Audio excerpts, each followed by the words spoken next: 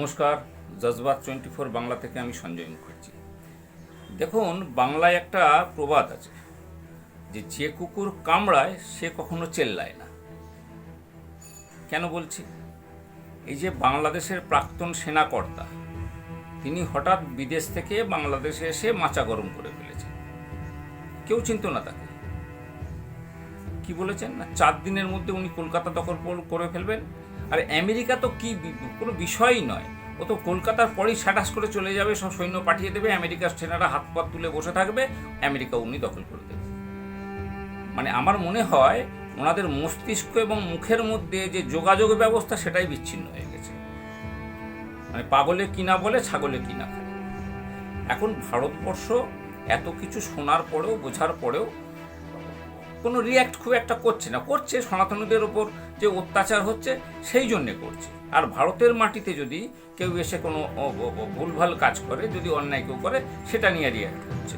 কিন্তু ভারতবর্ষের ক্ষেত্রে অনেকগুলো সমস্যা আছে। ভারতবর্ষ একটা দায়িত্ববান দেশ, একটা শান্তির দেশ।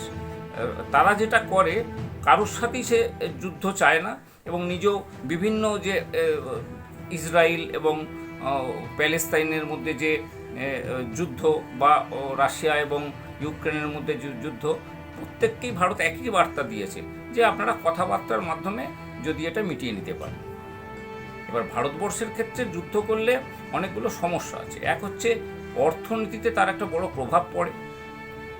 ইসরায়েলে কি হয়েছিল? ইসরায়েলে হঠাৎ করে ইসরায়েলে এসে প্রায় 1400 লোককে অপহরণ করে নিয়ে চলে গেল। তো তার ফলে হয়েছে কি, ইসরায়েল যুদ্ধ করতে বাধ্য হয়েছে। সেটা ইসরায়েলের মাটিতে হয়েছে। বাংলাদেশ যতক্ষণ না ভারতবর্ষের উপর কোনো আক্রমণ করছে, ভারতবর্ষ দুম করে গিয়ে আক্রমণ করতে যাবে না। এটা পরিষ্কার একটা নীতি।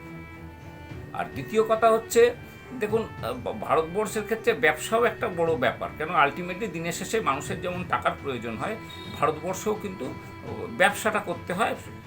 এবং তারই মধ্যে হয়েছে কি, নিজেদের মান সম্মান জলাঞ্জলি দিয়ে অবশ্যই নয়। আজকে যদি বাংলাদেশে সব পণ্য রপ্তানি বন্ধ করে দেয়, তাহলে চায়না কিন্তু বসে আছে সেই মার্কেটটা নেবে বলে।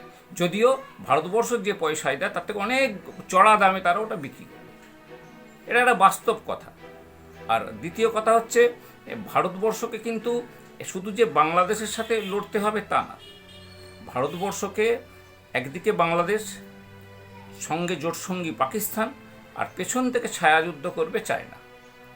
এবং ভারতবর্ষের ক্ষেত্রে আরেকটা বড় অসুবিধা, এই কথাটা শুনতে ভারতবর্ষের প্রচুর মানুষের খুব খারাপ লাগতে পারে, সেটা হচ্ছে ভারতে বসবাসকারী একটা কমিউনিটি আছে যাদের অন্তত 50% তারা থাকে ভারতবর্ষে, খায় এখানকার, পড়ে এখানকার, সব কিছু এখানকার সুযোগ সুবিধা ভোগ করে, কিন্তু মুশকিল হচ্ছে তারা হচ্ছে বাংলাদেশ পাকিস্তানের সমর্থক।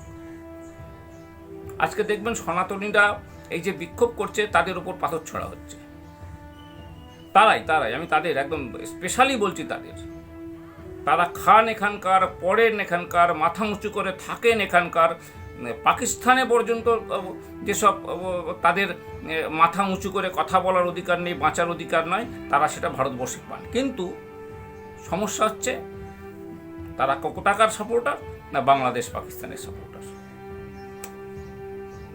অমিত শাহকে বা ভারত সরকারকে যদি যুদ্ধ বেঁধে যায়, এদের সামলাতে কিন্তু একটা আলাদা প্ল্যান করতে হবে। অস্বীকার কোনো জায়গা নেই, মানুন বা না মানুন, এটা একদম ঘটনা।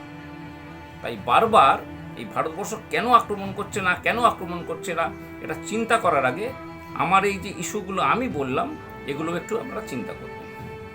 নমস্কার, ভালো থাকবেন।